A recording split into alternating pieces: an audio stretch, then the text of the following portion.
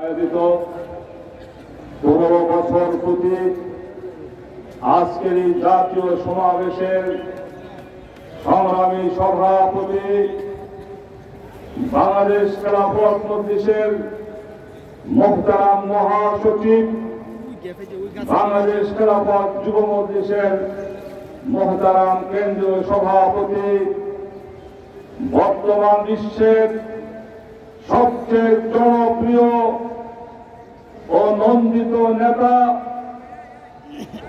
আপসীন সিপাহসালার আল্লামা মামুনুল হক উপস্থিত রয়েছেন।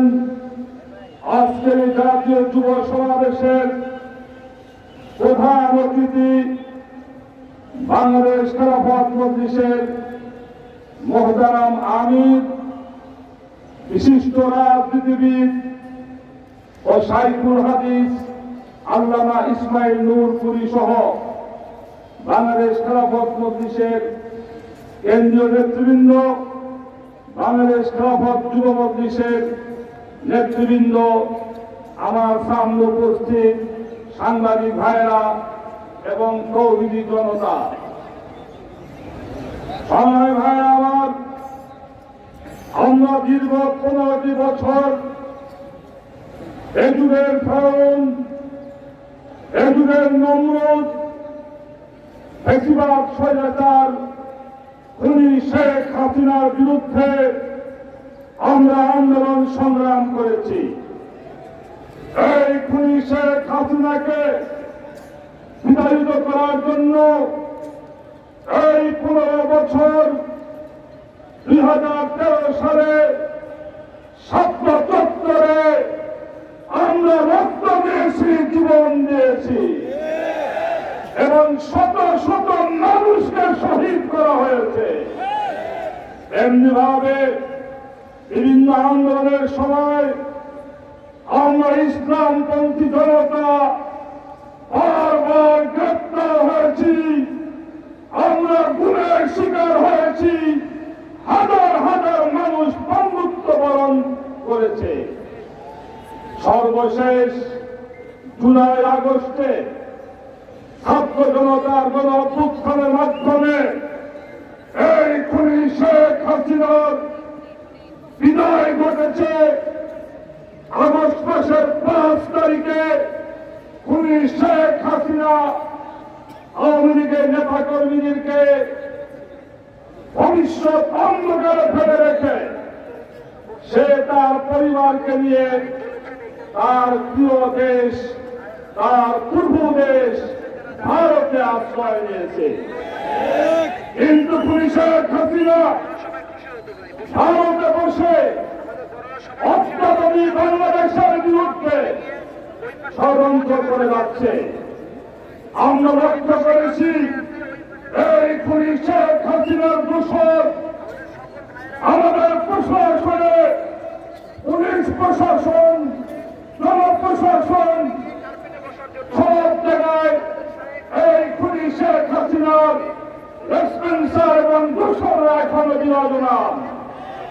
আমরা দেখেছি ইস্কনের আমাদের একটি জঙ্গি সংগঠন এই দেশে বিশৃঙ্খলা করার ট্রাই করা করছে এবং আমরা লক্ষ্য করলাম গত পরশুদিন বাংলাদেশের প্রশাসনের নাবি আমাদের সচিবালয় আগুন দেওয়া হয়েছে। এটা আমাদের বুঝতে বাকি নয়, এই আগুন কারা দিয়েছে? এই আগুন দিয়েছে খুনি শেখ হাসিনার দ্বারা দোষর প্রশাসনে রয়েছে, তাই আগুন দিয়েছে। পরিষ্কার বলি সরকারকে, আপনি সত্য হবে তদন্ত করে খুনি শেখ হাসিনার দোষরদের কঠোর হাতে বিচার করতে হবে এবং অতি তাড়াতাড়ি খুনি শেখ হাসিনা সহ সমস্ত খুনি এবং দুর্নীতিবাজদের কঠিন বিচার আমরা দেখতে চাই। দ্বিতীয় কথা হলো, আজকে দেশে সংস্কার চলছে, সংবিধান সংস্কার হচ্ছে। আজকের যুব মজলিসের সমাবেশ থেকে আমি পরিষ্কার